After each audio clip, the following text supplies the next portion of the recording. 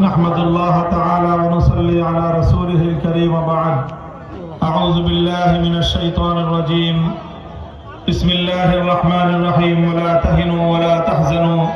وأنتم الأعلون إن كنتم مؤمنين صدق الله العظيم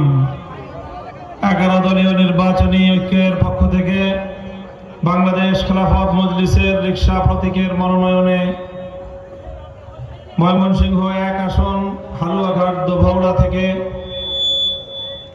মাওলানা মুফতি